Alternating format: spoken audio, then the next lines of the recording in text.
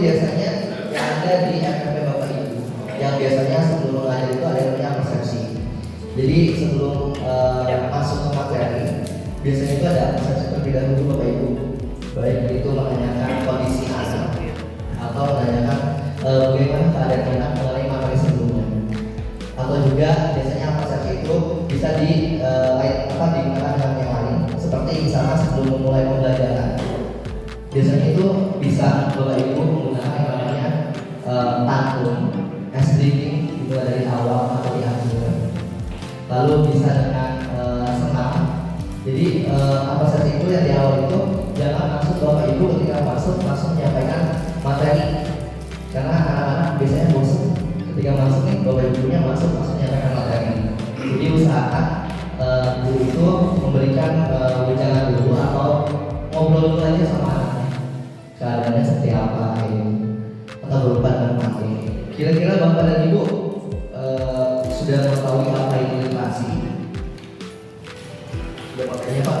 Literasi itu apa? Saya punya sedikit Pak, di bab ini boleh Bapak dan Ibu untuk menulis kira-kira pengetahuan Bapak mengenai literasi itu apa? Boleh?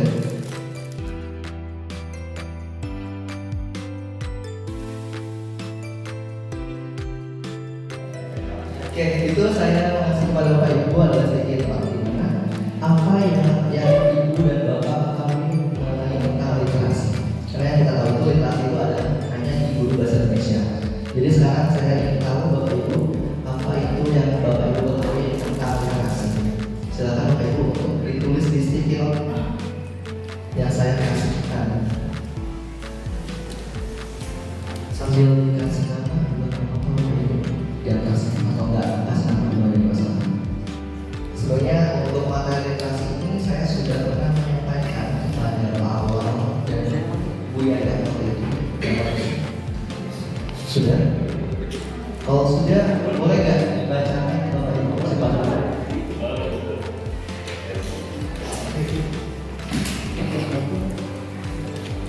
Guru bahasa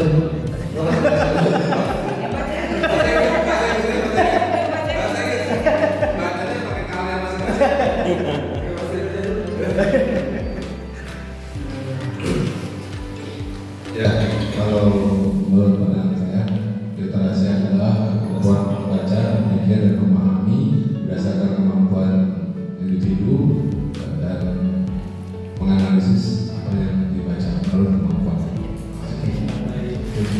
Boleh lanjut lagi. Bahasa Indonesia.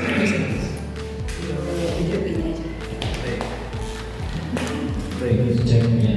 Kalau menurut saya, baiknya literasi itu proses membaca, ya. Membaca kurang lebih selama 10 menit ya, dan mempresentasikan apa yang sedang dibaca itu. Artinya si siswa bisa mengambil kesimpulan apa yang dibaca. Terima kasih. Boleh lanjut.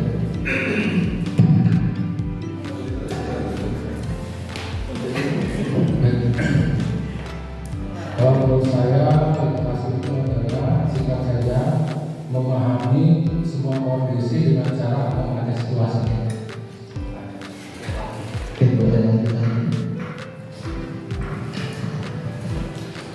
Oke, dari literasi adalah memahami menyampaikan pesan baik berupa tulisan ataupun berupa simbol.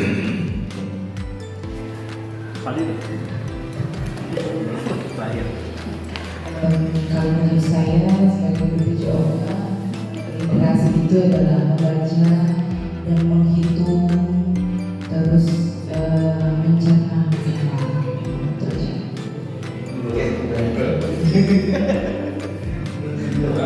Literasi menurut saya bisa keterampilan, kemampuan membaca, memahami suatu hal, permasalahan. Oke, boleh nggak Bapak Ibu dikumpulkan skill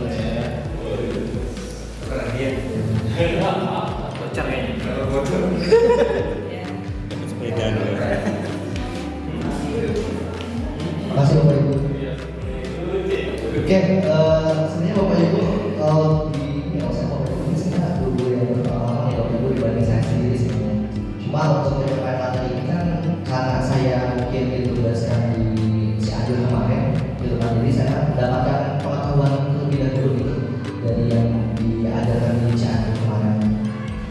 yang disampaikan Bapak Ibu ini semuanya benar. Kalau untuk angka itu maksudnya ke numerasi, ya, itu maksudnya literasi numerasi. Itu maksud juga ke literasi juga. Tapi yang Bapak Ibu tulis ini semuanya benar, gak ada yang salah.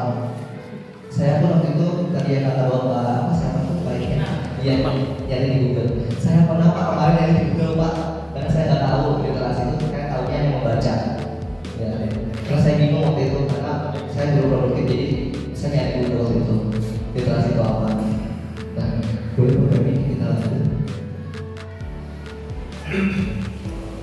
Oke, Bapak Ibu, literasi ini sebenarnya bukan hanya membaca ya Bapak Ibu. Di sini literasi ini bisa mendengar, berbicara, membaca, menulis, dan melihat. Jadi bukan hanya membaca atau menulis. Biasanya kita tahu itu membaca dan menulis saja. Tapi ternyata literasi ini mendengar juga termasuk dalam literasi. Ya, melihat pun sama, itu termasuk dalam literasi. Ini menurut fakta dari Mas 2011. Ini materi yang saya dapat dari Cianjur kemarin. Jadi mungkin saya pun waktu itu awalnya cuma tahu membaca dan menulis, dan itu guru bahasa Indonesia. Ternyata literasi ini bukan hanya guru bahasa Indonesia, tapi guru manapun harus wajib yang namanya ada literasi. Harus yang wajib namanya mengetahui literasi.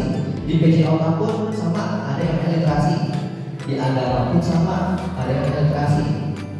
Contoh dari literasi misalkan di PJOK, ketika misalkan siswa disuruh untuk menghitung, itu masuk dalam literasi numerasi.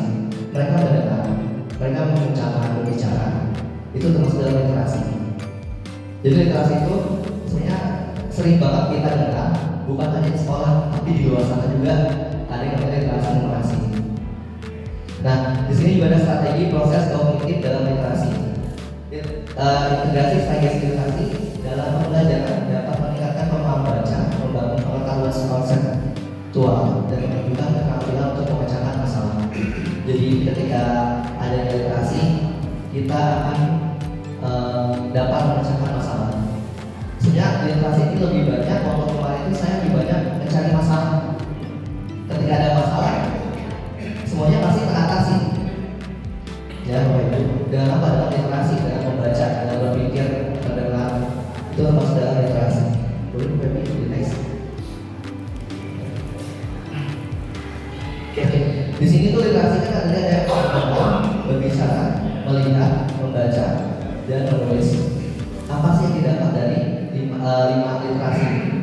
Yaitu dapat meningkatkan pemahaman bacaan, membangun pengetahuan konseptual, dan menumbuhkan keterampilan.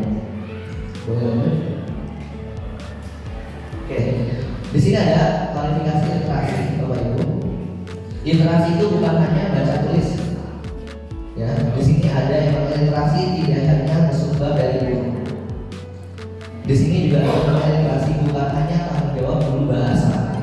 Lalu ada kemampuan literasi merupakan tuntutan SDM 421.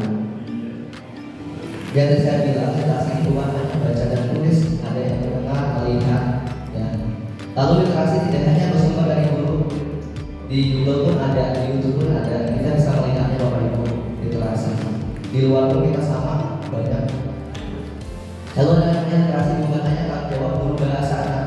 Ini sebenarnya literasi ini bukan hanya guru bahasa Indonesia, tapi semua guru yang bertanggung jawab atas yang namanya literasi. Lalu kemampuan literasi ini merupakan tuntutan SDM abad 21. Di sini adalah waktu abad 21 itu kemarin itu adaptasi, komunikasi, dan negosiasi. Ini seluruh dan sudah diajarkan semua. Apa itu literasi? Oke. Di sini ada yang namanya literasi dasar Bapak Ibu. Literasi dasar ini ada yang sebelumnya Pak Awal sudah bicara, dan yang sebelumnya materi yang Pak Awal bicarakan. Literasi dasar ini ada 6. Literasi baca tulis, literasi numerasi, literasi sains, literasi digital, literasi finansial, literasi budaya, dan kewarganegaraan. Sebenarnya literasi ini ada di mata pelajaran Bapak dan Ibu. Contohnya literasi baca tulis. Kira-kira Bapak ketika mengajar, apakah anak disuruh tulis, disuruh membaca? Nah, itu masuk dalam literasi baca tulis. Lalu literasi numerasi. Apakah di setiap mata pelajaran Bapak itu ada angka? Pasti ada. Ya, itu masuk ke dalam literasi numerasi. Lalu literasi sains. Nah, literasi sains ini catatan fenomena alam biasanya. Mungkin Bapak Ibu contohnya nih fenomena alam yang dulu awalnya TikTok, Bapak Ibu tahu. TikTok pertama waktu itu Bowo, yang pertama kali viral itu Bowo, dan mereka mulai dari Bowo itu, dan akhirnya setelah itu TikTok itu naik. Nah, itu termasuk dalam literasi sains atau fenomena alam yang terjadi saat ini. Itu termasuk dalam literasi sains atau di pembelajaran bisa. Apa sih yang ada di luar sana kita bawa ke sekolah? Itu termasuk di dalam literasi sains. Yang terjadi di luar kita bawa ke sekolah. Kalau itu baik, kalau tidak baik, ya nggak usah itu. Lalu ada literasi digital. Nah, literasi digital ini sebenarnya lagi gencar-gencarnya juga Pak Ibu dari kementerian pun ada yang namanya literasi digital. Itu ada juga di Instagramnya literasi digital dari kementerian. Nah, ini sebenarnya literasi digital ini kemampuan di media digital. Bapak Ibu tuh jangan kalah sama anak-anak mengenai digital. Karena ketika anak saya itu masuk ke yang namanya generasi alpha, anak kecil aja udah disuruh nonton YouTube, disuruh main game sudah bisa. Jadi Bapak Ibu jangan terlalu yang namanya nggak bisa untuk misalkan komputer gitu. Bapak Ibu bisa belajar, karena dengan belajar kita bisa. Literasi digital ini lagi gencar-gencarnya Bapak Ibu. Jadi sebenarnya anak sekarang itu kan literasi apa? Literasi apa ini? Mereka semua apa yang ada dalam aplikasi yang baru itu masih digital. Tapi ada negatif sama positifnya. Yang itu mungkin bisa Bapak Ibu sampaikan kepada anak-anak. Ketika digital itu ada positif sama negatif yang perlu diwaspadai. Ya. Lalu ada literasi finansial. Nah, literasi finansial ini biasanya tentang keuangan, tentang lebih memahami tentang konsep resiko diambil tentang finansial. Lalu literasi budaya dan kewarganegaraan. Nah, literasi budaya dan kewarganegaraan ini contoh yang ada di sekolah adalah ketika yang tadi Pak Arianto atau Pak Swawandara tadi menunjukkan kepada saya, itu ada yang namanya banker. Itu situ ada yang namanya apa Pak? Kalau banker saya lupa. Yang banker yang 2 kali 1 itu tadi? Bukan yang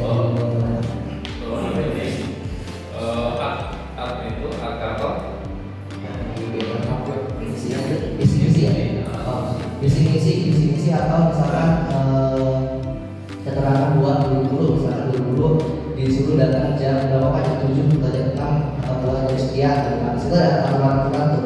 Itu termasuk dalam literasi budaya atau kewarganegaraan. Budaya yang ada di sekolah, misalkan di sekolah disuruh istirahat jam 10 gitu. Itu kan termasuk literasi budaya dan kewarganegaraan. Boleh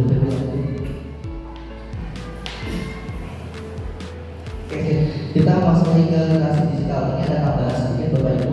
Untuk literasi digital ini berfokus kepada informasi di dunia digital. Bukan hanya di sekolah, tapi di perusahaan sama. Sekarang udah banyak literasi digital. Di platform pembelajaran yang ada itu sekarang menerapkan yang namanya literasi digital.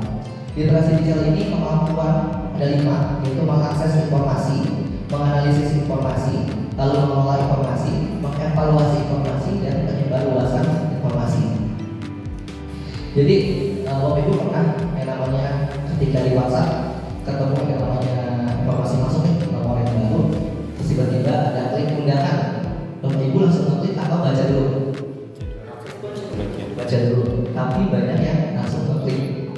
Nah itu gunanya literasi digital.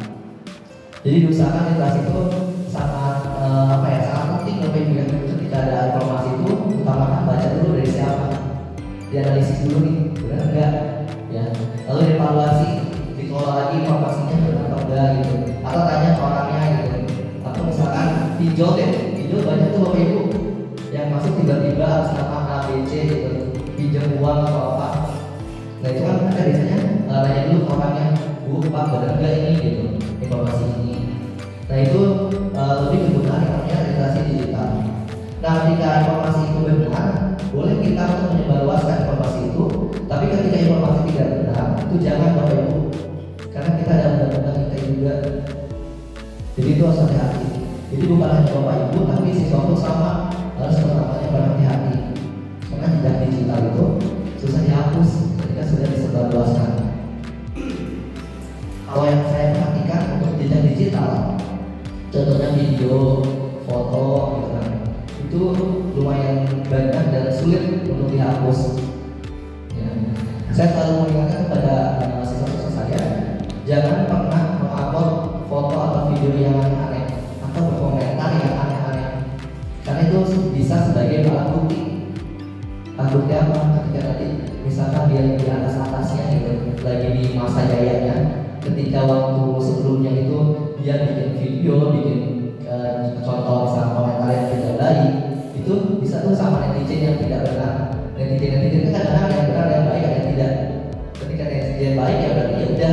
Tapi ketika netizen yang tidak suka, itu dia akan up lagi, up video lagi. Jadi untuk jejak digital ini agak sulit untuk kita menghapusnya. Itu tadi. Kira-kira dari tadi yang saya menyampaikan materi yang saya sampaikan, kira-kira ada yang ditanyakan dari Bapak Ibu? Kalau misalkan ada yang kurang jelas atau kecepatan nih gitu. Udah jelas. Kayak boleh ya Pak? Enggak, emang jelas, jelas. Mendengar, melihat, gitu kan, menulis,